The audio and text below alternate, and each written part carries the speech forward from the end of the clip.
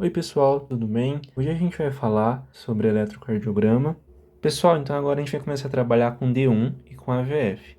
Vamos entender que D1 tem esse sentido aqui, ó. Esse sentido horizontal, com a seta aqui no lado direito. Aonde a seta está apontando, a gente vai falar que é o lado de positividade, o polo positivo. E a base da seta vai ser o nosso polo negativo. Bem, e a VF? Como é que a VF se comporta? Bem, vou fazer aqui em cima o desenho. A VF é uma derivação vertical, com a seta apontando para baixo. O que isso quer dizer? Aonde a seta está apontando é o lado positivo, a base da seta é o lado negativo. Vamos agora para o eletrocardiograma e vamos começar a calcular o eixo cardíaco do paciente usando essas duas derivações, D1 e AVF.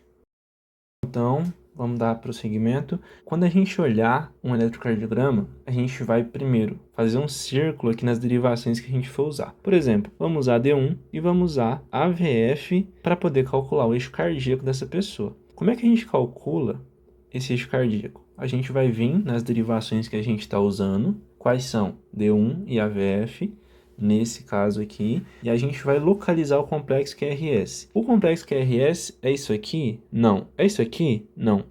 O complexo QRS é esse conjunto de ondas aqui. O que ele representa mesmo? É despolarização ventricular. A gente vai traçar uma linha de base. Ela já está traçada, mas é só para fins didáticos isso daqui. Tracei ela. Vamos lá. A gente vai somar tudo que está acima dessa linha de base e vai subtrair tudo que estiver abaixo dessa linha de base. Então vamos começar.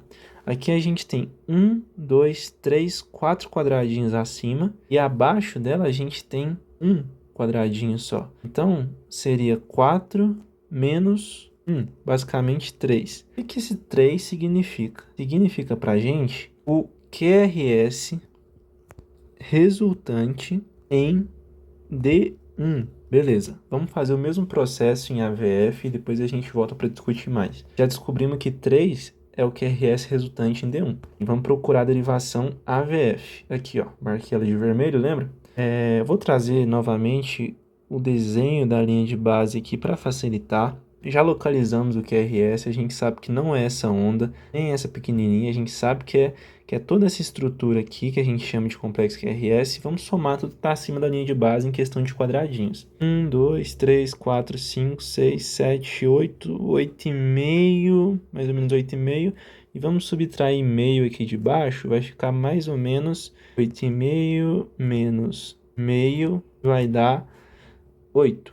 Beleza. A gente já descobriu que 8, então, vai ser o QRS resultante em AVF. Na hora da prova, você não vai ter um papel quadriculado, como eu estou tendo aqui no tablet. Você vai precisar usar uma régua ou um transferidor. Geralmente o transferidor ele já vem com medidas como se fosse uma régua. Então vai ser bem fácil, bem simples de usar, não tem erro. Você vai fazer um desenho simulando a derivação D1. Pode ser um desenho bem grande, D1 para cá e colocar a ponta da seta para o lado correto. E o AVF no sentido que ele realmente é, né? Com a ponta da seta apontando aqui para baixo. Vamos agora representar nesse nosso desenho o vetor daquele coração que a gente estava estudando naquele eletrocardiograma aqui. Lembra que em D1 a gente contou 3 quadradinhos? Aqui a gente também vai fazer isso. 1, 2, 3. A outra derivação a gente contou 8 quadradinhos. Então aqui, ó, o desenho foi no limite. 4, 5, 6, 7, 8. Fizemos o desenho aqui. Essa é a representação do vetor daquele paciente em D1 e em AVF agora no nosso desenho. Bem, o que a gente vai fazer agora? A gente vai traçar uma linha perpendicular aqui na ponta daquele vetor de D1 e aqui também, ó, na ponta desse vetor que a gente desenhou em AVF. E a gente vai fazer uma bolinha aonde elas se cruzarem.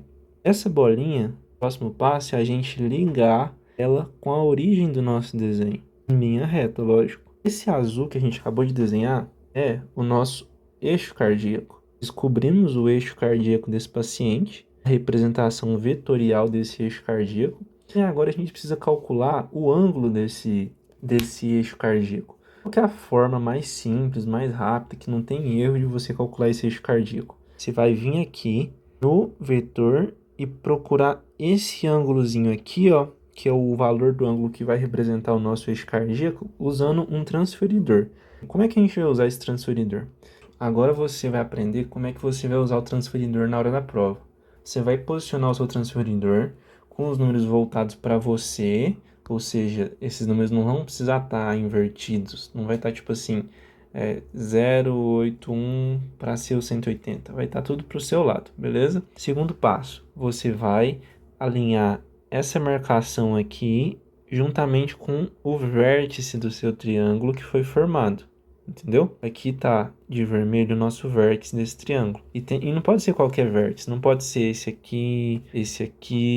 Tem que ser o vértice que está próximo do ângulo que você está procurando. Qual que é o ângulo? O ângulo que vai me dizer qual que é o eixo cardíaco. Próximo passo, você verificar se o seu transferidor está realmente alinhado horizontalmente aqui com o seu desenho. Não adianta o transferidor estar torto para cima ou para baixo, tem que ser um transferidor alinhado. Bem, depois que você alinhou isso tudo, você vai seguir a setinha, o vetor que representa o seu eixo cardíaco, vai vindo e puf, aqui você vai começar a ver os valores.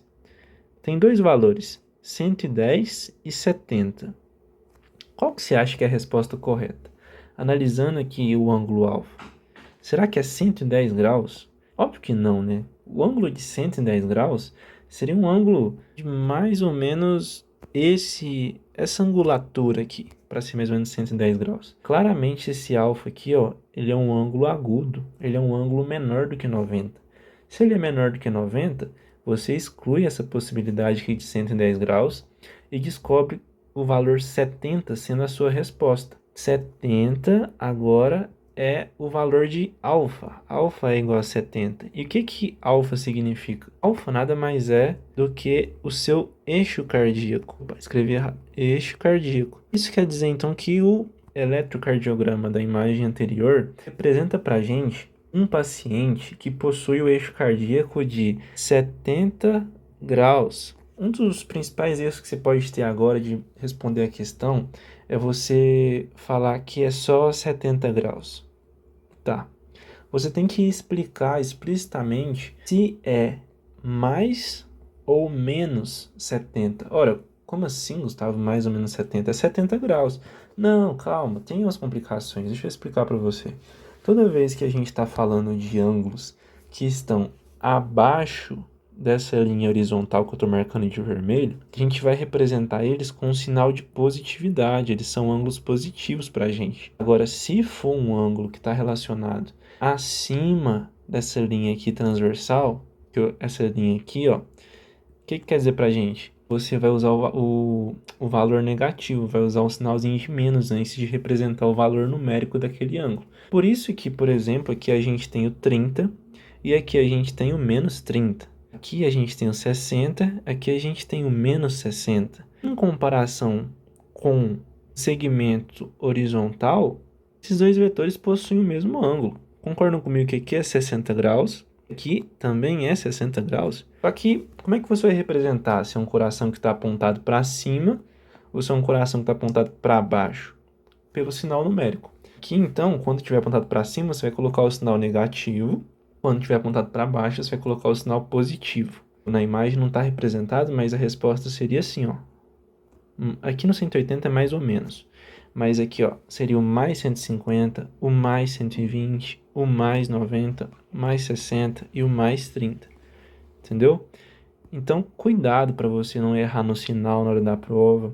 Cuidado para você não fazer tudo certo e vir aqui no finalzinho e falar: opa, achei o ângulo, é 110. Cara, você fez tudo certo para errar agora. Lógico que não é 110 graus, é 70. Tranquilo? Espero que vocês tenham entendido. Quem tiver dúvidas pode mandar mensagem pra gente, pode comentar no vídeo aí também. E a gente vai tentando ajudar, trazendo mais exemplos, mais complexos. Esse aqui é um mais inicial, mas eu imagino que pode sim, é normal surgir dúvidas, porque esse assunto é um assunto diferente, é um assunto complexo de verdade. Espero que vocês tenham gostado da explicação, que tenha sido útil de alguma maneira e até mais.